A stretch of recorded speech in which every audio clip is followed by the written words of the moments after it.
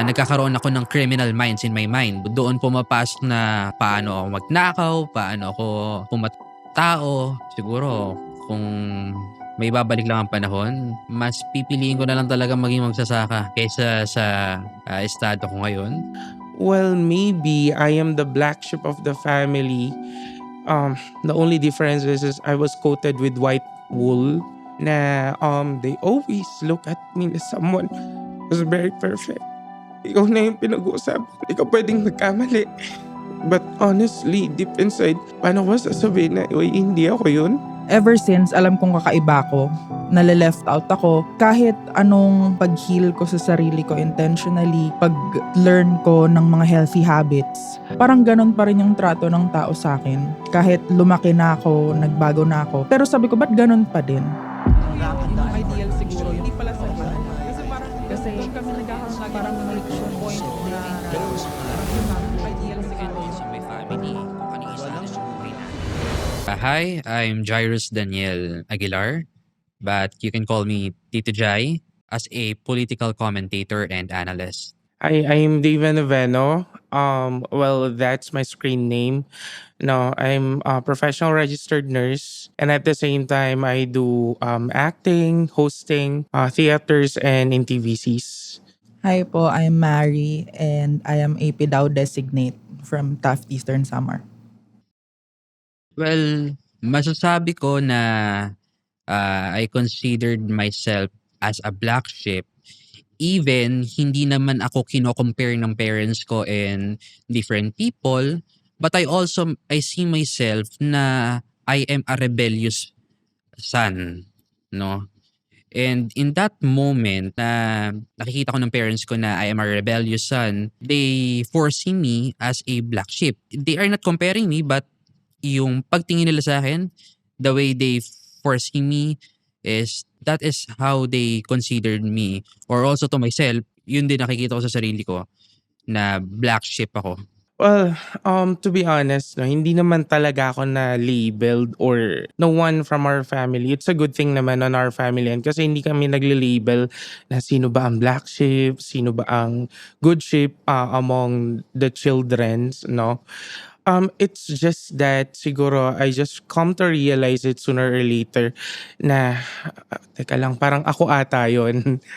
Ang projection ko nung bata kasi parating sinasabi sa akin na, oh, you have to do this, you have to do goods on your grades. Kailangan, clean and proper. Yung mga ganyang, parating ganon yung sinasabi. And then, later, I just realized na life is not that easy. Hindi siya ganon kadali. And then, I just come to realize na, I think I've done something in the past.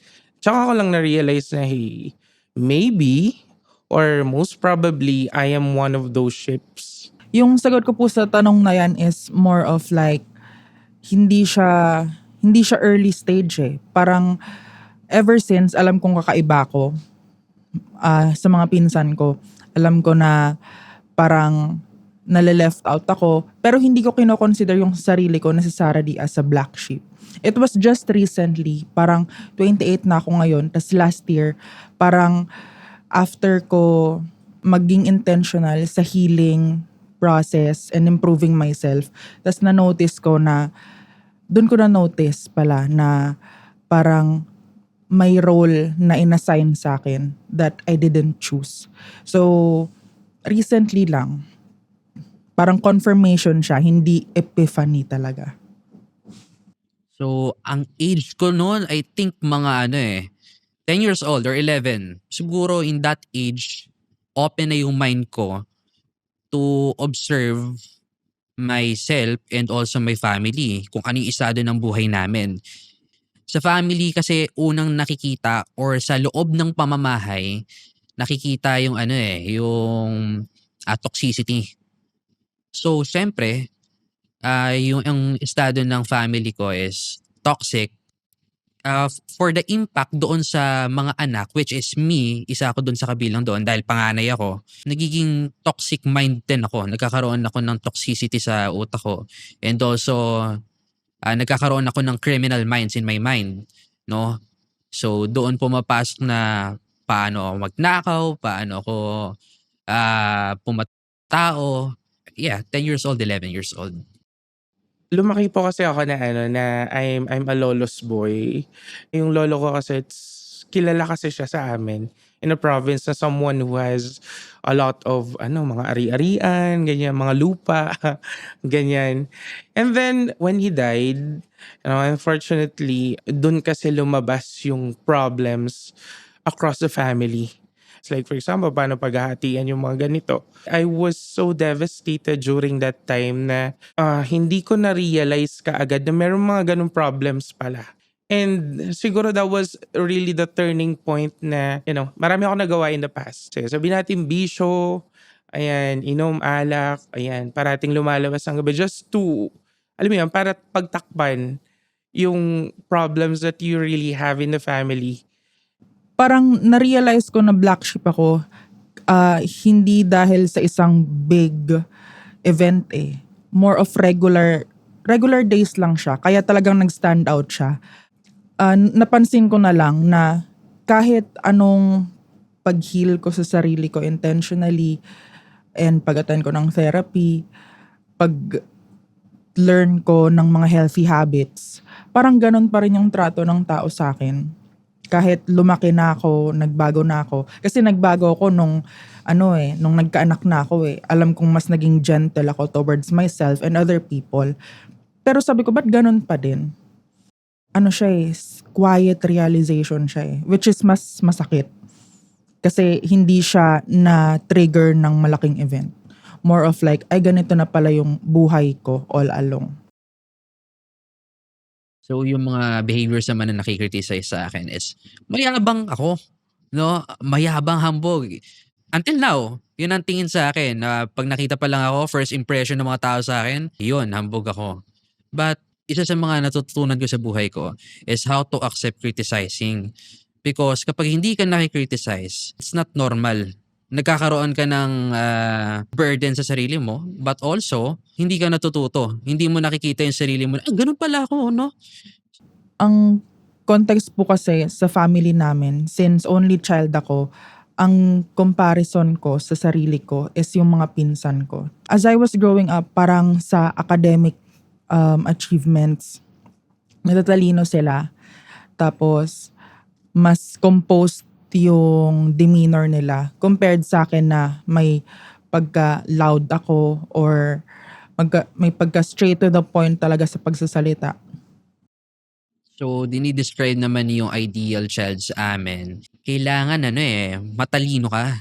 Pag may utak ka kasi, ang tingin sa'yo ng mga tao, you are in the highest level na hindi ka titignan ng iba na wala kang chance sa buhay, umangat. So, ang naging impact sa amin noon is we need to strive talaga to the fullest hanggang sa makita na namin yung sarili namin na lantad na, hindi na namin kaya. Pero the impact to myself, nung na-open ko yung realization ko sa sarili ko, yung ganong idealism, hindi ko na siya pinush through yung pag-iisip masyado ng dapat ganito ako, dapat ganito yung gusto ng parents ko. Pero inisip ko yung sarili ko na paano ko ba dadalhin yung sarili ko sa hirap at ginhawa. Hindi ko man natupad yung ideal ng mga parents ko. But I push myself, strive further until na natanggap nila na ito na ako ngayon. Siguro yung hindi pala sagot. Kasi parang doon kami nagkakaroon lagi ng friction eh, na rationable ako eh. Pero hindi din naman ako yung rationable na nagmumura or more of like, ine-explain ko yung sarili ko. Kasi hindi ko kaya yung ginagawa ng mga pinsan ko na ganun lang sila eh. Yun yung ideal siguro, yung oo ka na lang. Kasi parang may point din na yun nga, yung comparison na na-realize ko din na bakit naririnig ko to and hindi sinasabi sa kanila. Which is na-realize ko din po nung nagkaanak na ako na may mga bagay na nasasabi sa akin na hindi ko kayang sabihin ngayon sa anak ko, which was unnecessary. Siguro ng time kasi na yun, my mom is very strict. No, na habang lumalaki kasi ako, my mom, "O kailangan ganito, nasa labas tayo, huwag ka masyadong maingay. Your score should be this high." Yung the usual how, Filipino parents siguro yung term 'no, na, paano ba nila establish ang isang mabuting tao. Dun ko nasabi na parang wait lang, parang masyado akong na-contain into a box. Good thing nung nag-college ako and dun ko na-realize na, hey, hindi lang pala yun ang dapat na buhay ng isang, someone who's growing up, 'di ba? Ma-realize na, hey, may buhay pala sa gabi. Nung time ko na lang na yun na-realize na, hey, dapat pala hindi ko sinayang yung time na tinry ko siguro kahit papaano na medyo mag-enjoy in life rather than focusing na, "Oh, ito lang dapat, ito lang dapat." Siguro I was very contained during that time. Sabi ko nga sa sarili ko when I realized it, well, maybe I am the black sheep of the family. The only difference is I was coated with white wool na they always look at me as someone who's very perfect. Ikaw na yung pinag-uusapan. Ikaw pwedeng magkamali. Dapat kapag ikaw yung topic, everything is normal, everything is good. Hindi ka pwedeng maging mahirap. Kasi parati nilang iniisip na ikaw lang yung nag-isang apo na, you finish this thing. But honestly, deep inside, paano ko sasabihin na, "Uy, hindi ako yun"? Ang nakikita niyo lang, it's just the superficial me. Parang feeling ko hindi nila ako kilala. Kasi, well, siguro it's also my mistake kasi hindi ko naman pinakita din sa kanila. Isa sa mga sinasabi nila sa akin is wala ng patutunguhan yung buhay ko. Because in the first place, I've said earlier na I'm a rebellious son. Maliit pa lang ako. So syempre, sabi ng mga magulang ko sa akin, kapag ang bata maliit pa lang, makikitaan mo na agad yan ng walang pag-asa sa buhay. Kasi bata pa lang, makikita mo na yan eh. Pero nilaban ko yung sarili ko. And this is I am now na a testimonial that I gave myself talaga na hindi sila mananalo sa kanilang perspective na iniisip nila para sa akin or mga sinasabi nila sa iba behind my back. Nung inisip ko yung sagot sa tanong na yan, parang wala akong maisip na perspective nila about me pag nakatalikod ako. Kasi yung guardians ko and yung family unit namin, very reactive sila towards sa akin. Parang pag may napansin silang mali, agad nilang sasabihin. So it was too much for me growing up to the point na pag inisip ko pa yung sinasabi nila ng wala ako in the room, parang mas lalo pa akong madadown. Kasi reactive na nga eh. Sinasabi na nila yung naisip nila, walang preno. So hindi ko na yun iniisip. Kasi unang-una nung bata kami, bawal kasi na sumabat. Alam mo yun, very traditional na Filipino family na hindi po pwedeng makisali yung mga bata sa usapan. Na kapag may bisita ko, dito ka lang sa kwarto, dito ka lang sa isang sulok. But naririnig ko sila. Pinag-uusapan nila na, uy, sana ito na yung mag-aahon sa atin sa kahirapan. Feeling namin ito yung siya na yung magaling to, masipag to mag-aral, na alam niya parate kung ano ang tama at mali. Na siya yung balang araw siguro tutulong sa amin na maka-move on sa life na meron tayo right now. Siguro during that time na lang na they always talk about magaling, someone na dapat hardworking, nagsusumikap and so on. Siguro yun yung tumatak parati sa isip ko na parating nagsasabi sa akin dapat perfect ka, hindi ka pwedeng magkamali. Kailangan on point ka parati sa schedule. Mas okay na yung advance ka kaysa ikaw yung nahuhuli. In that part, in that moment, siguro ako, isolated. Isolated ako, ayoko na may mga kasama. Pero the biggest impact na nangyari yun sa'kin na isolated ako, palagi akong mag-isa, is doon nag-open yung realization ko sa buhay na ano ba yung mga bagay na kailangan ko baguhin para sa sarili ko? Ano ba yung mga bagay na kailangan kong i-pursue para makita ko ng iba na hindi ako pababa, but also I am a testimonial ako pagdating ng panahon. Yung emotions na na-associate ko sa home is ayokong umuwi. Parang may time nung college ako na talagang fully immersed ako sa studies na kung anong clubs or organization yung pwede kong sasalihan ko para lang di umuwi. After school, talagang papahupain ko yung traffic sa Taft Avenue before ako sumakay ng bus, which would take another 2 hours. Parang very avoidant ako sa bahay na kahit anong gawin ko sa labas. Basta ma-distract ako, basta hindi ako umuwi, basta may rason ako na hindi umuwi, gagawin ko. It was a happy memory, but at the same time, it's a memory na very painful to me. There was one time I was already working here in Metro Manila. My mom called, sabi niya, anak, naka-admit yung lolo mo. Pero kasi during that time, pabarkada na, let's say, yung connotation na busy person, maybe it's a personal reason or something na wala, gusto mo lang happy-happy, nandun ako sa time na yun. Umuwi kami one time kasama yung barkada ko. I clearly remember it na nag-inuman pa kami nung gabing yun and hindi ako agad pumunta ng hospital. Kasi sabi ko, kaya ni lolo yan. Ilang beses naman na siyang na-hospital, na-stroke, at kung ano-ano, and then suddenly nagkaroon siya ng pneumonia during that time. Sabi ko, bukas na lang, dito muna tayo sa bahay. Kinamagahan, so we went there to visit him. Pauwi na ako ng work. Umaga yun kasi I was working night shift. Then tumawag yung mom ko. Sabi niya, anak, huwag kang mabibigla. But your lolo passed away. During that time, hindi ko alam kung anong dapat kong ma-feel. Nandun kami, pero bakit sinayang ko yung time? Andun na yun na yung chance eh. Yan ang sabi ng mama ko that time na ikaw yung inaantay na magbantay sa hospital kasi nire-request ka ng lolo mo. Pero at the very last time, hindi ko siya pinagbigyan. Inuna ko yung gusto ko.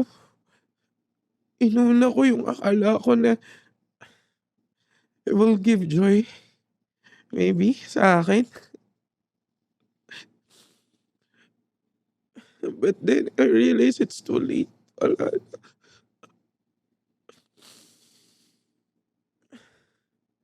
That's the reason why kung bakit hindi ako masyadong umuwi ng province namin. It's because lahat ng good memories with my lolo, kahit sa part ng bahay, I can remember.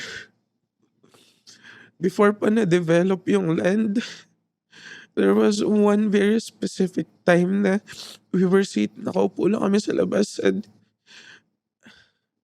gabi yun and he was asking me na ano daw bang pangarap ko paglaki. Ewan ko, but for most child, di ba madalas ang sinasabi namin, lolo gusto ko maging piloto. Hindi ko siya natupad.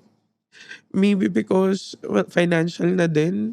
And wala namang ganong course kasi sa probinsya. Meron man siguro pero late na siya na-establish and so on. And that specific scenario always reminds me kung gaano ako kasama. Selfish? Maybe. But yung sabi nila parating nasa huli yung pagsisisi. And wala nang magagawa. Hindi ko na mababalikan yung time. So that's the reason why whenever may nagtatanong sa akin, what's your definition of home? It's always painful and happy at the same time. Well, growing up, it's a good thing sa akin. Lahat naman ano, it take it smoothly. Wala namang nangyayaring masama sa akin, but, it's the biggest lesson.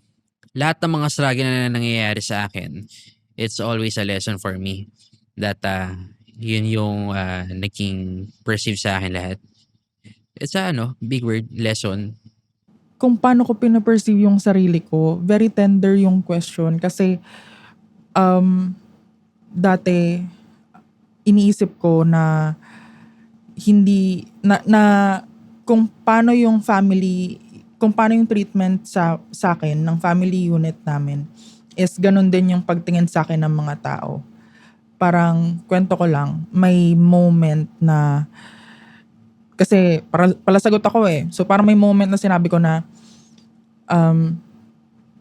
hindi naman daw ako ganyan, sabi ni ma'am ganito, sabi na ng teacher ko. Sabi ng teacher ko matalino naman daw ako. Parang gumanon ako. Tapos ang sinagot sa akin, hindi ka naman nila nakakasama sa bahay eh. Ganon. Hindi ka naman nila kilala eh. So, yung paglaki ko, or yung growing up, parang I have this belief na pag may ibang taong nagko-compliment sa akin, na-appreciate nila yung warmth ko, yung intelligence ko, sinasabi ko na lang sa sarili ko na ay hindi lang talaga nila ako kilala. Which is naka-affect din sa the way I handled relationships and other relationships, whether platonic or not. Na parang pag maayos yung pagtrato sa akin, hindi ako sinasabihan ng masasama, parang ang nagiging perspective ko is, ay hindi nga pa ako kilala talaga. When my lolo passed away, a big part of me sumama sa kanya. Yung lahat ng pangaral niya, yun yung nag-stick sa mind ko na kailangan makapagtapos ka ng pag-aaral. Although tapos naman na during that time, but you have to become successful, no? Pero hindi naman siya yung tipo na he wanted to impose it to me. It's just naalala ko lang siya na I have to redirect myself na hindi sa lahat ng pagkakataon kailangan unahin mo yung sa tingin mong masaya. Kasi sometimes yung masaya, it's very subjective and maybe masaya for now, but you'll never know tomorrow what's going to happen. And at the end of the day, sa tingin mo yung temporary na happiness na yan, kasama mo pa rin ba siya until tomorrow? And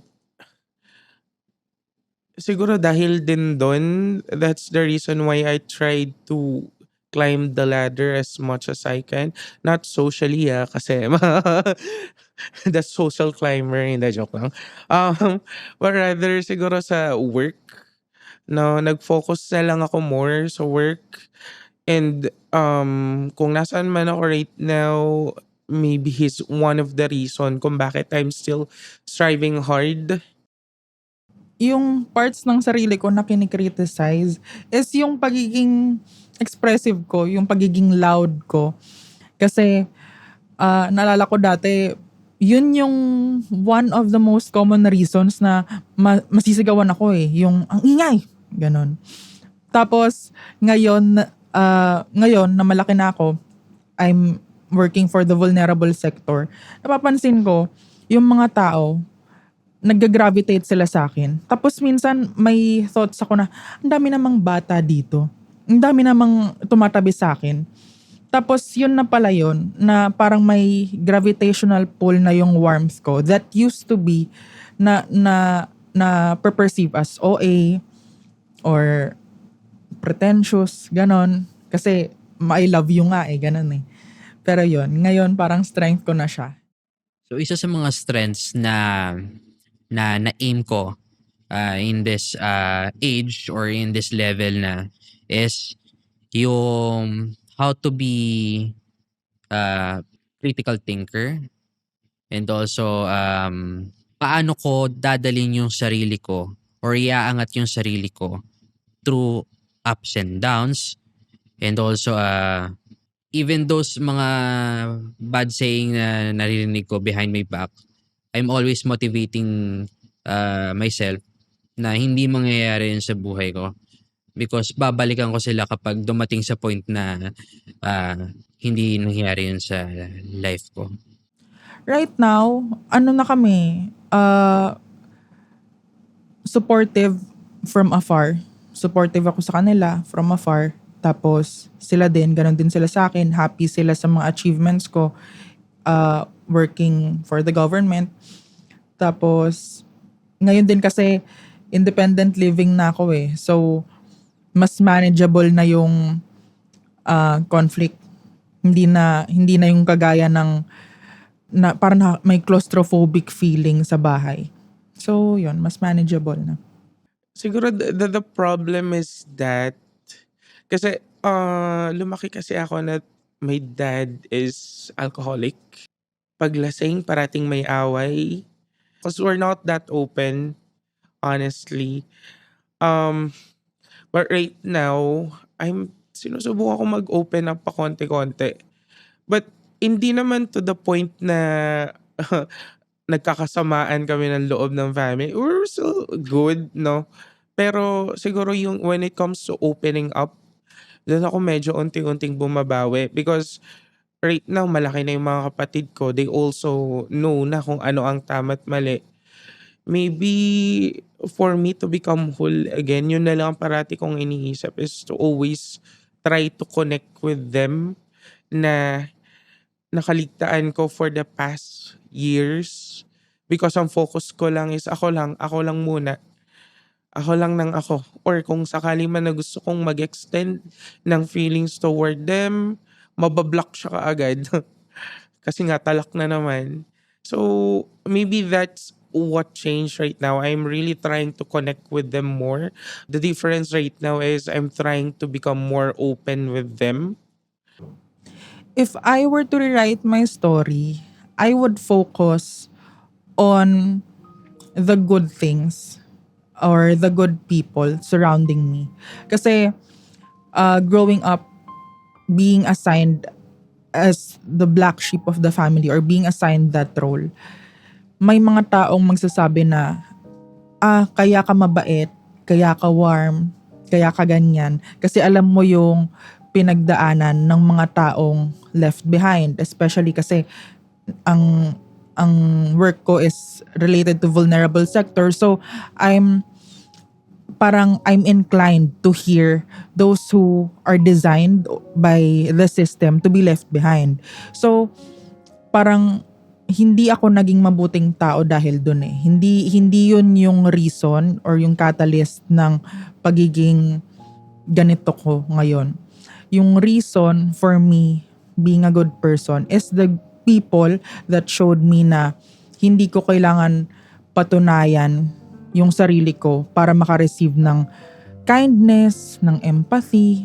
Kasi without the good people na that made me believe in myself again, yung mga masasamang nangyari or pinagdaanan ko and mga narinig ko as a black sheep, parang yun lang yun eh, masama lang siya eh. Pero with them on the picture, parang okay. Pwede pala na hindi ganon. Kung i-rewrite ko man ang buhay ko, mas gugustuhin ko na lang talaga na maging simpleng tao, mabuting bata, and siguro kung may babalik lang ang panahon, mas pipiliin ko na lang talaga maging magsasaka kaysa sa estado ko ngayon. Dumating na sa point na nandito ako eh. Kasi lahat na nangyayari sa buhay ko, hindi ko naman masasabi na or makokontrol na dadating yun sa life ko. But everything is always a lesson to our life. And all struggles na nangyayari sa buhay natin is always a part of our journey. And isa sa mga bumubuo ng ating character development. So if I were to rewrite my story, well, first and foremost, siguro I would say na I don't want to rewrite the story of mine because I believe yung story ko kung ano man ako right now, kung sino man ako right now, it's unique. Eto na yun eh, personal experience ko na 'to, bakit ko pa siya ipagpapalit, and it's also the reason why kung ano ako right now, kung nasaan ako right now, it's because of those painful experiences that I had, or maybe even the happiness side. Um, Mare-realize mo kasi na ang world is not perfect, ang life it's not always perfect, and maybe things happen for a reason. But siguro if I'm going to give a power to write something else, siguro isang part lang nun would be to go back in time a day before my lolo passed away. Hindi para it's not about to save him, um, but rather to stay with him for the last hours.